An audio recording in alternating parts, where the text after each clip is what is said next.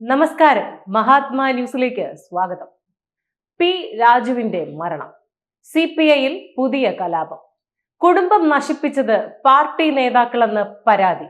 പരസ്യപ്പോരുമായി നേതാക്കൾ. എറണാകുളം ജില്ലയിലെ വടക്കൻ പറവൂർ സ്വദേശിയാണ് മുൻ MLAയും CPI നേതാവുമായ പി രാജു. 2 തവണ എറണാകുളം ജില്ലയിൽ CPIയുടെ ജില്ലാ സെക്രട്ടറിയായി തിരഞ്ഞെടുക്കപ്പെട്ട പി രാജു നിസ്വാർത്ഥനായ ഒരു നേതാവായിട്ടാണ് അറിയപ്പെട്ടിരുന്നത്. ആദർശ രാഷ്ട്രീയക്കാരനും സ്വാതന്ത്ര്യ സമര സേനാനിയും ഒക്കെയായിരുന്ന മുൻ MLA ശിവൻ പിള്ളയുടെ മകനാണ് പി രാജു. 2 തവണ പറവൂരിൽ നിന്നും രാജ്യസഭാംഗമായി തിരഞ്ഞെടുക്കപ്പെട്ടിരുന്നു. എറണാകുളം ജില്ലയിൽ CPIയുടെ ശക്തി വർദ്ധിപ്പിക്കുന്നതിൽ കാര്യമായ പങ്കുവഹിച്ച നേതാവ് കൂടിയാണ് പി രാജു.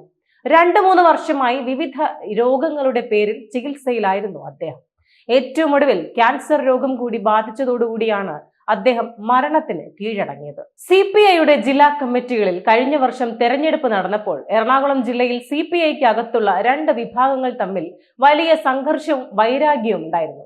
ജില്ലാ സമിതിയിലേക്കുള്ള തെരഞ്ഞെടുപ്പ് കളമശ്ശേരിയിൽ നടന്നപ്പോൾ പാർട്ടിക്കകത്തുള്ള 2 വിഭാഗങ്ങൾ തമ്മിൽ കയ്യാങ്കളി നടത്തുന്ന സ്ഥിതി വരെ ഉണ്ടായി.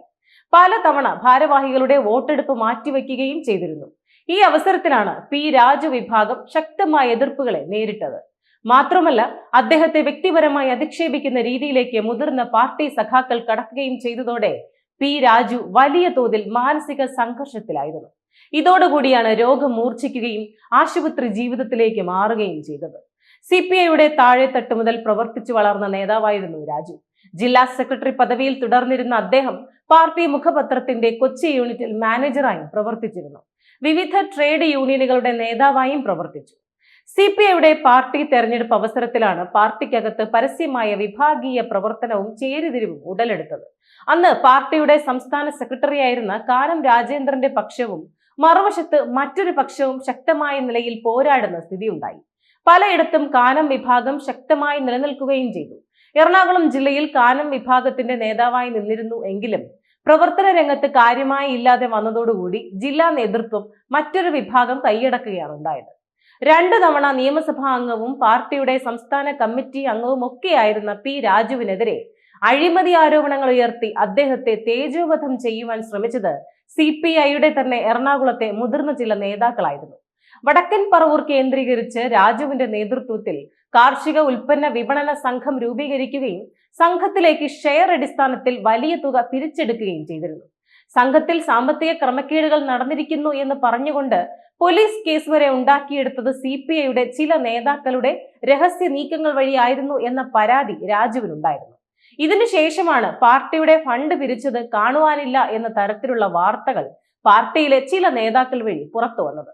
സംഭവം പ്രചാരത്തിൽ വന്നതോടുകൂടി ഈ കാര്യത്തിൽ അന്വേഷണം നടത്തുന്നതിന് പാർട്ടി കമ്മീഷനെ വെക്കുകയും ആരോപണം അടിസ്ഥാനരഹിതമാണ് എന്ന തരത്തിലുള്ള റിപ്പോർട്ട് പാർട്ടി നേതൃത്വത്തിന് നൽകുകയും ചെയ്തതായിട്ടാണ് പറയപ്പെടുന്നത്.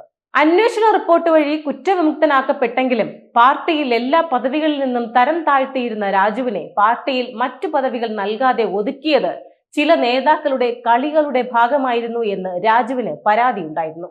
നിരപരാധിയായ തന്നെ അവസരവാദ രാഷ്ട്രീയവും വിഭാഗീയതയും കളിച്ച് സ്ഥാനമാനം നേടിയെടുത്ത ചില നേതാക്കൾ മനഃപൂർവ്വം ചതിക്കുകയാണ് ചെയ്തത് എന്നാണ് രാജു പറഞ്ഞിരുന്നത്. ഒടുവിൽ പാർട്ടിയുടെ സംസ്ഥാന സെക്രട്ടറിയായ ബിനോയ് വിശ്വം വന്നപ്പോൾ മാന്യമായ പരിഗണന ലഭിക്കുമെന്നും അദ്ദേഹം പ്രതീക്ഷിച്ചിരുന്നു. എന്നാൽ പാർട്ടിയുടെ സംസ്ഥാന നേതാക്കളിൽ ചിലർ മനഃപൂർവ്വമായി പി രാജുവിനെ തഴയുന്ന നിലപാടാണ് സ്വീകരിച്ചത്. പാർട്ടി സ്ഥാനമാനങ്ങൾ വിട്ട് രോഗചികിത്സയുമായി കഴിഞ്ഞിരുന്ന പി രാജു കടുത്ത സാമ്പത്തിക പ്രതിസന്ധിയെ നേരിടുകയുമായിരുന്നു. ആശുപത്രിയിൽ ചികിത്സയുടെ പേരിൽ ലക്ഷക്കണക്കിന് രൂപ ചെലവ് വന്നപ്പോഴും പാർട്ടി നേതൃത്വം തിരിഞ്ഞു നോക്കുക പോലും ചെയ്തില്ല എന്ന പരാതിയാണ് രാജുവിന്റെ കുടുംബം ഇപ്പോൾ ഉയർത്തിയിരിക്കുന്നത്. ചിലരുടെ വ്യക്തി വൈരാഗ്യങ്ങൾ പകയോടുകൂടി തീർക്കുവാനാണ് രാജുവിനെ തരം താഴ്ത്തിയതെന്ന വിശ്വാസവും കുടുംബത്തിലുണ്ട്.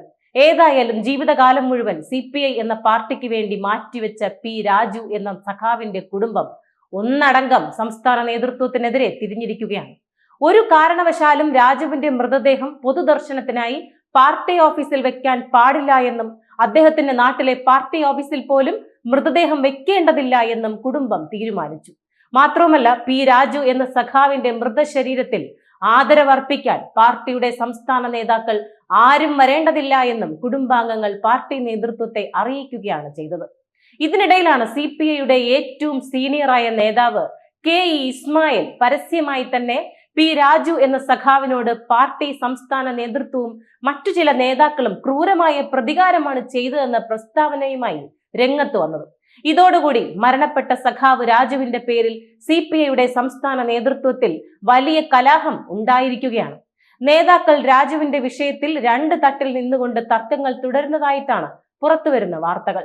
CPI എന്ന പാർട്ടിയുടെ ആദർശശാലിയായ നേതാക്കളിൽ മുന്നിൽ നിന്നിരുന്ന ശിവൻപിള്ള എന്ന നേതാവിനെ പോലെ ത്യാഗം ചെയ്ത ഒരാളുടെ മകനും പാർട്ടിയുടെ പ്രവർത്തകനായി ജീവിതം മുഴുവൻ നിലനിന്നിട്ടും അദ്ദേഹത്തെ ചേർത്ത് പിടിക്കാൻ പാർട്ടി തയ്യാറാവാതെ വന്നത് തെറ്റു തന്നെയാണ് എന്ന വിമർശനമാണ് വരുന്നത്.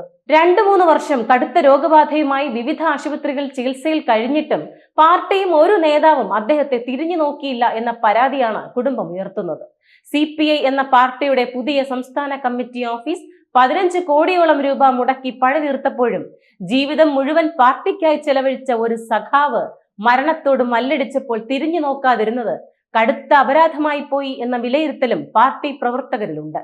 നന്ദി, നമസ്കാരം.